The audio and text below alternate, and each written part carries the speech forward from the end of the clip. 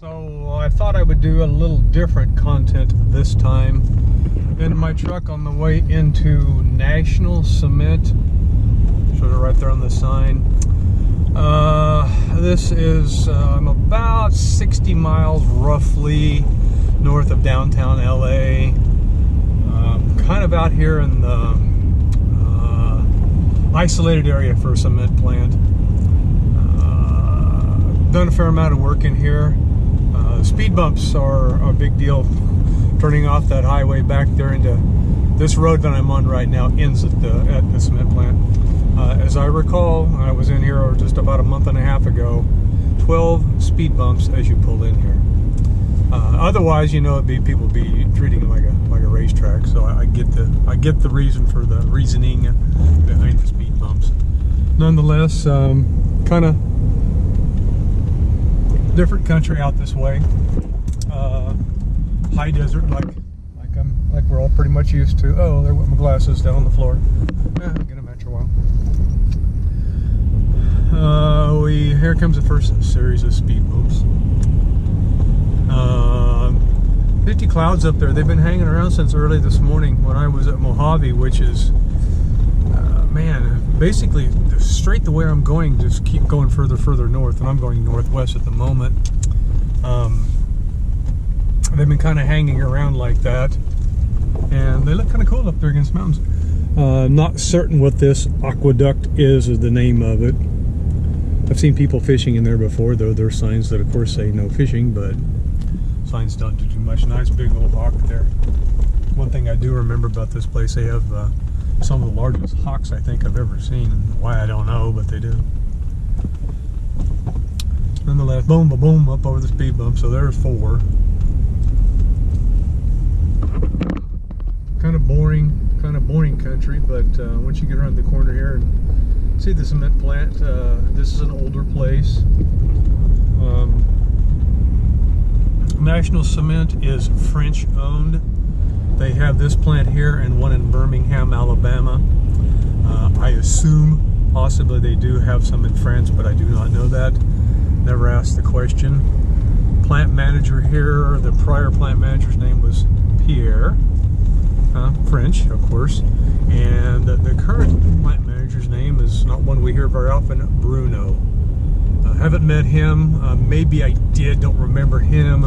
I was in Pierre's office one time.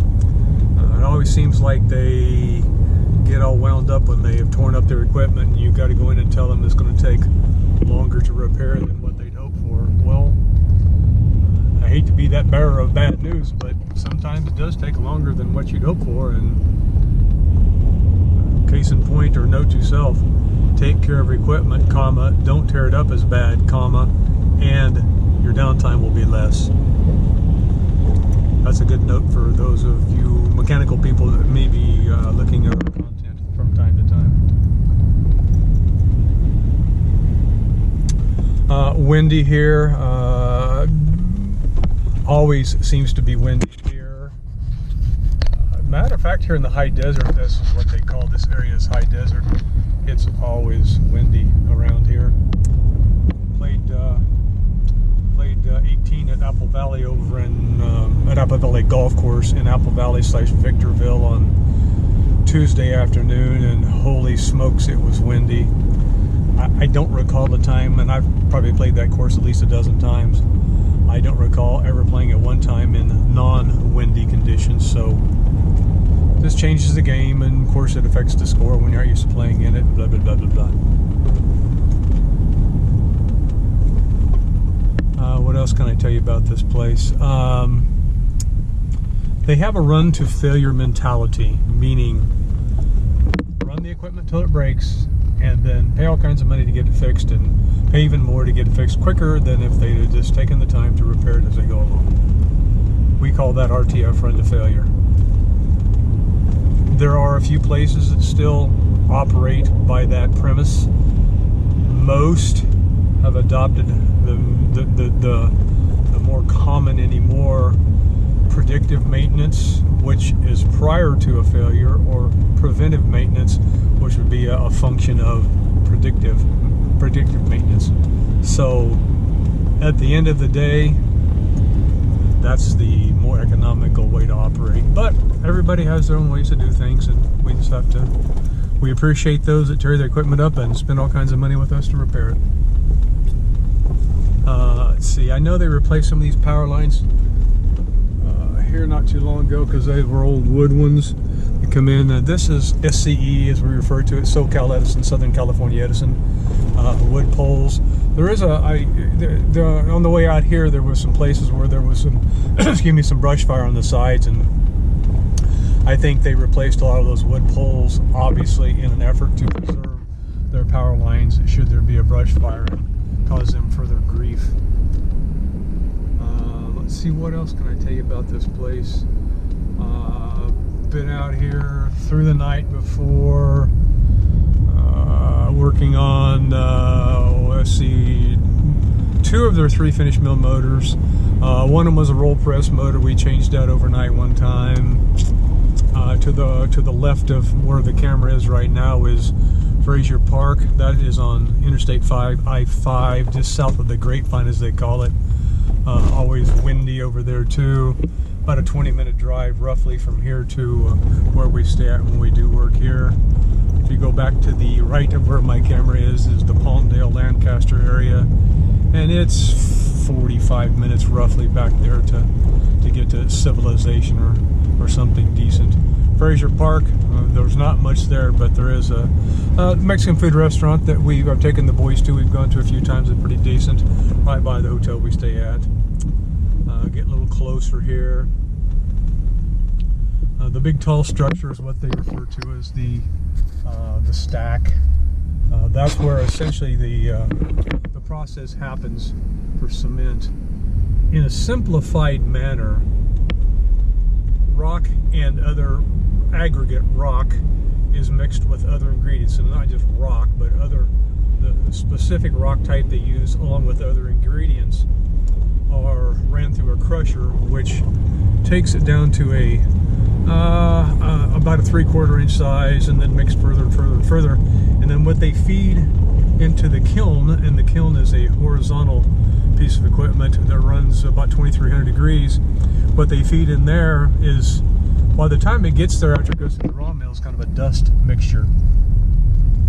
And as it goes through the heating process, it turns to this small, about quarter inch, excuse me, sized, black looking, almost lava looking material they refer to as clinker.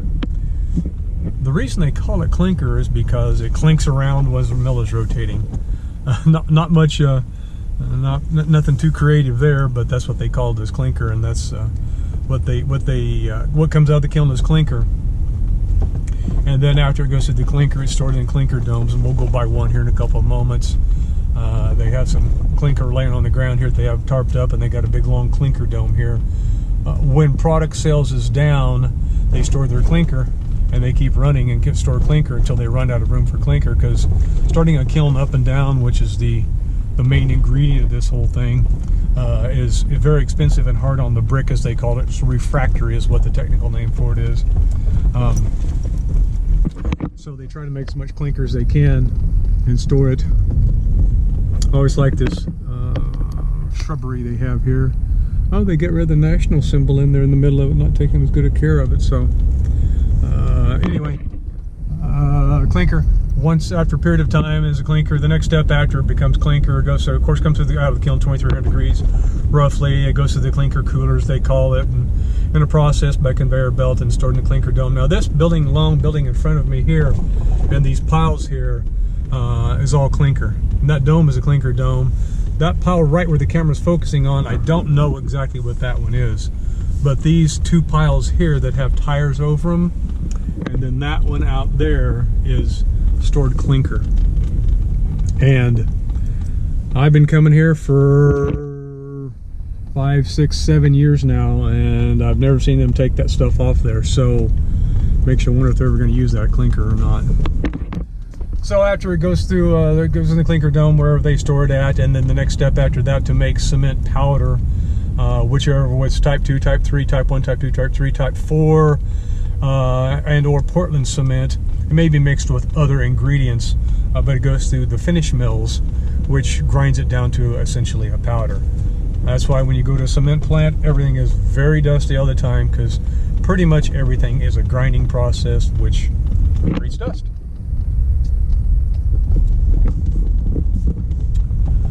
Nice people here.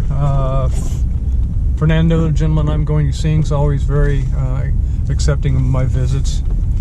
I quoted him quite a bit of work recently. I think it's for a 25 CapEx. CapEx is an abbreviation for capital expenditure.